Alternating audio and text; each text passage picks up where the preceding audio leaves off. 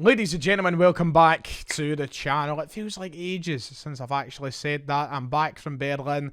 I'm back from taking the last couple of days off, and it's time to try and throw myself back into this YouTube game, even with the dying channel that I have. I've been so inconsistent over the past couple of weeks. I do offer my sincerest of apologies, and I'm not really jumping back in at the best time either. We have an international break. We have 2 weeks off on this build up to the next game, which is a derby. However, we will try our best to restore some normality to the channel, and that starts today with a little catch up since I'm back.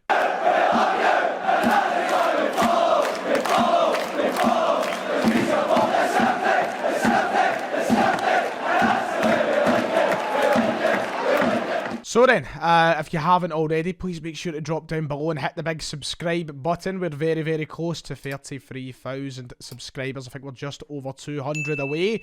So if you haven't already, it would be much appreciated that you do that.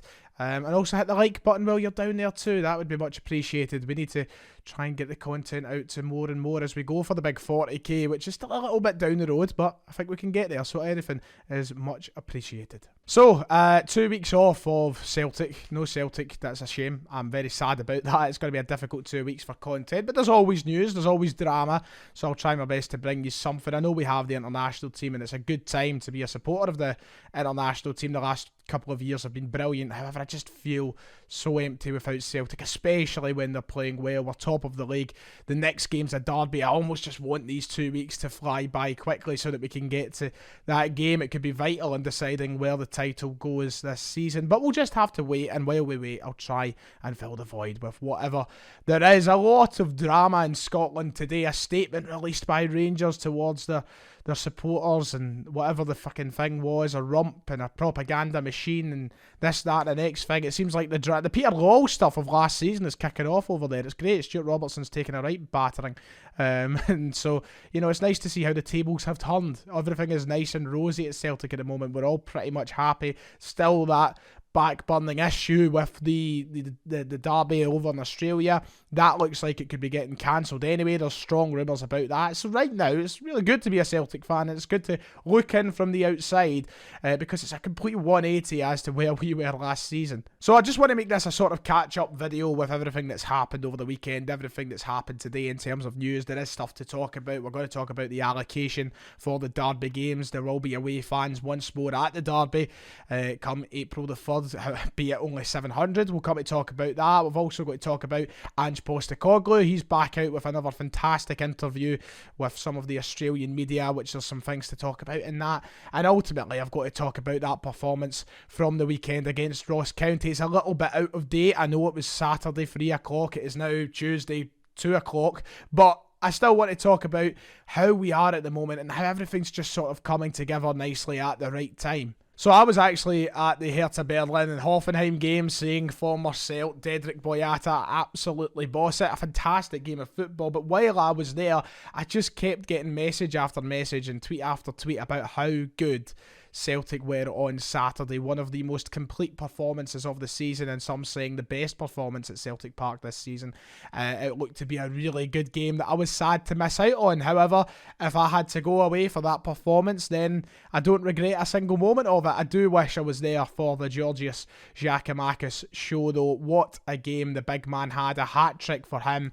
He is having a phenomenal run of form right now, and he's done something great in terms of silencing critics. And I don't want to keep banging on and on and on about the folk who doubted him and still doubt him and how he's just proven that wrong, because we should be more positive than that. We should be talking about the good things he's doing on the pitch and his own game, rather than the people who still continue to doubt him.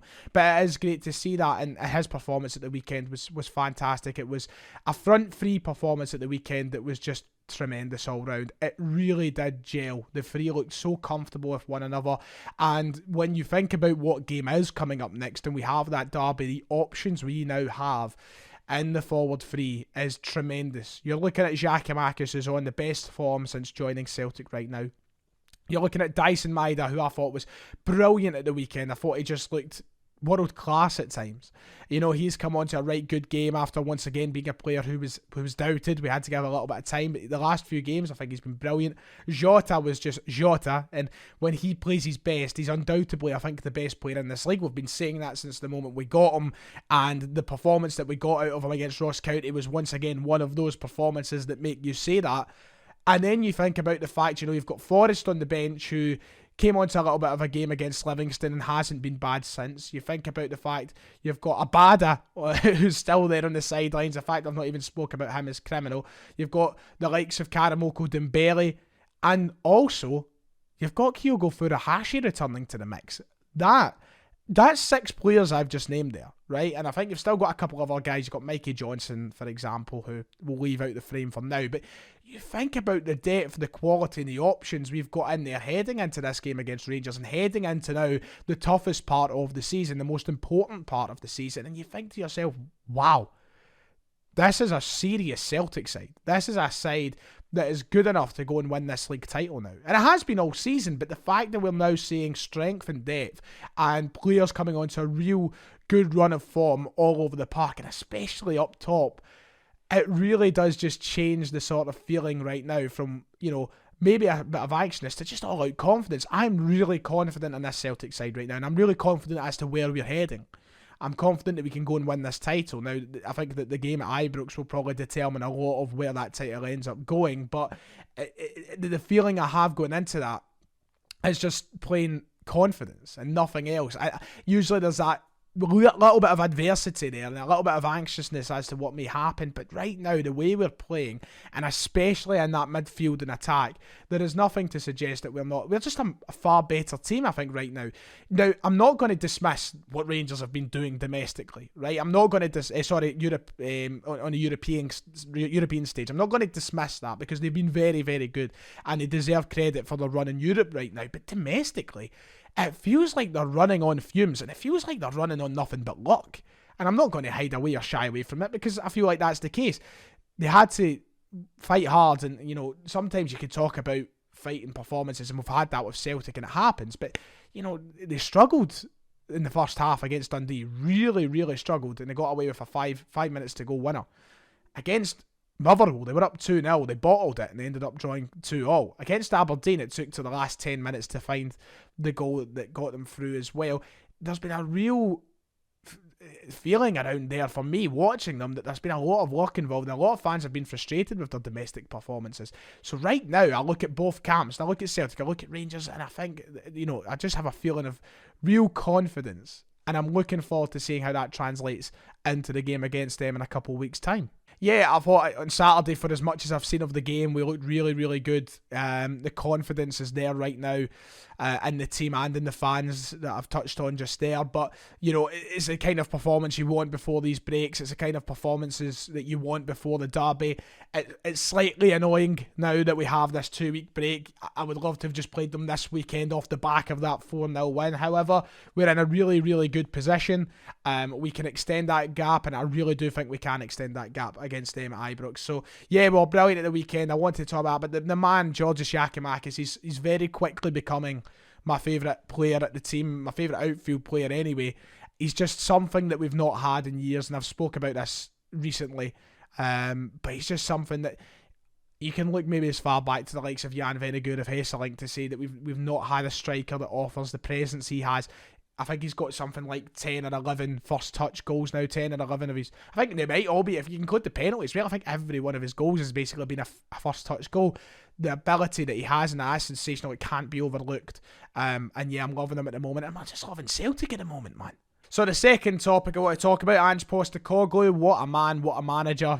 Banging on about him all season, of course. I don't really need to bang that drum any more than I have, because come the end of the season, who knows, I might need 2 drums to talk about him and bang on about him. But yeah, brilliant interview it looks to be with Optus Sport over in Australia. Mark Schwarzer, former Premier League goalkeeper, interviewing the big man, and just talking about life at Celtic. I've not had the chance to watch the full hour-long one yet. I don't think it's actually been released as of recording, so I'm looking forward to watching it. But there has been quotes, there has been clips shared from the interview, which kind of hints towards what's going to be spoke about in the interview. One of the bits talking about Celtic right now and the job that he had to come in and do, and the pressure on him coming in to do the job that he's doing.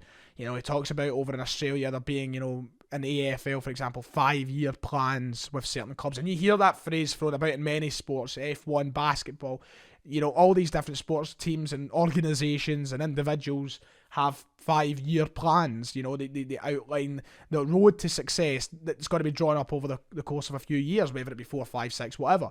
But with Celtic, that was never going to be the case. And he speaks very, very openly on that. He knew for a fact he wouldn't be able to come into Celtic and create something like that. The thing about Celtic is it's a club that lives and breathes success. It's a club that wants to win trophies and needs to win trophies because of the institution that they are. And he speaks on that very, very bluntly, very openly, and saying, look, Celtic's not a club that can go through 2 years without a trophy. And if we never won a trophy this season, that's the stark reality we'd be looking at. We'd be looking at 2 years without a trophy, or 2 seasons, I should say, without a trophy. And that's just, it's unacceptable for a club like Celtic. So I just love that he's came in, he's understood that. And look, I don't think any person who would have taken that job would have misunderstood that. I think it's the very basics of being a Celtic manager, of being the leader of this club, is to be successful and win and do what the fans expect of you. But he's took that pressure and he's handled it so well. I think it's so easy for any man to crumble under what this season was.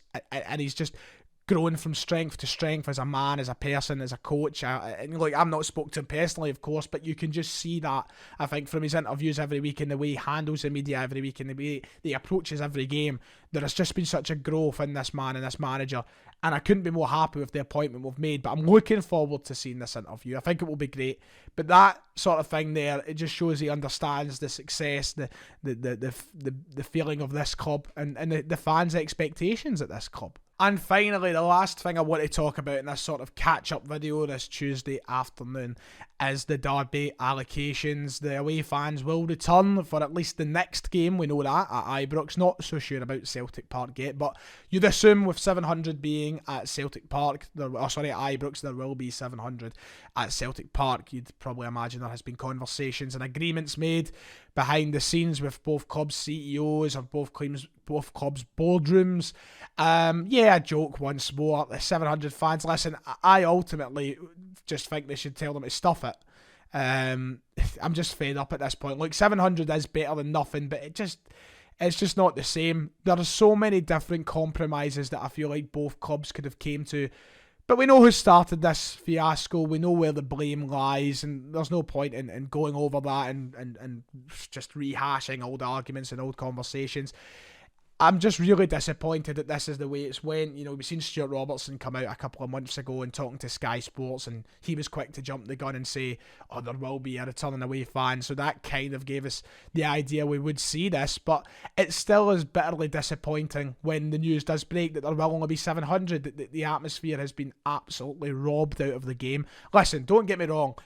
That game on February 2nd with a full Celtic Park of Celtic fans, it was great. It was honestly fantastic. It's one of the best atmospheres I've ever had at a football game. But I'm not going to sit here and pretend and kid myself on that having, 7,000 Rangers fans in there doesn't make it better, because it does make it better. Now, I might hate them. I might think their chants are horrid, and I might think that they're a pain in the arse, but that's what it's all about. And that's vice versa. They think that about us, and I really want that atmosphere to return. We see all these pictures of the European games at IBROX. You see 3,000 fans in there. You see 3,000 Dortmund. I don't know how many actually Dortmund brought over. I'm not going to sit and claim it was 3,000 because I'm not entirely sure. But you see the photos anyway. You seen Malmo at the start of the season with 3,000 away supporters in there. It's just came down to a point of principle now for Rangers, which is based on pettiness, jealousy, and overall just throwing their toys out the pram. Pettiness is the word. They don't want to budge when they're offering more tickets to clubs in Europe when they can be doing the exact same for Celtic. There is no excuses. There's nothing there in terms of COVID. There's nothing there in terms of season tickets or general sale tickets to suggest that Celtic can't get more than 700 if they're giving it to fans in European games. It's really annoying, and obviously it's this back and forth pettiness between both clubs. Celtic aren't going to give more than 700, and rightfully so. I wouldn't expect them to. Do you know what? It'd actually be quite funny if Celtic went, haha, you're getting nothing. But ultimately, I'm really disappointed. I'm really annoyed. I thought we could maybe come to a compromise and meet in the middle. For now, doesn't seem to be the case. I guess we should maybe be positive that there's just a return in away fans in general, but I don't know, it's something that I just don't see leaving anytime soon. I feel like this issue is going to be here for quite a while, and God knows when they're going to grow up. And I mean, it's going to be, Rangers are going to have to be the ones to grow up and sort it. They were the ones that threw their toys at the pram, and they're the ones that need to go and pick it back up. So God knows when that'll happen. But yeah, 700 fans will be at IBROX. Best of luck to you trying to find those 700 tickets. Are going to be solid to come across, and I'm very jealous of anyone who does manage to get one. Enjoy it.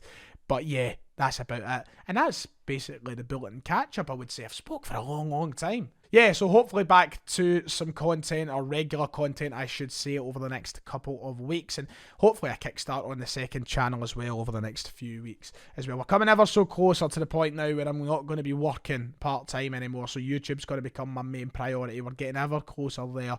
So hopefully you'll notice some changes post-April. But we'll wait and see.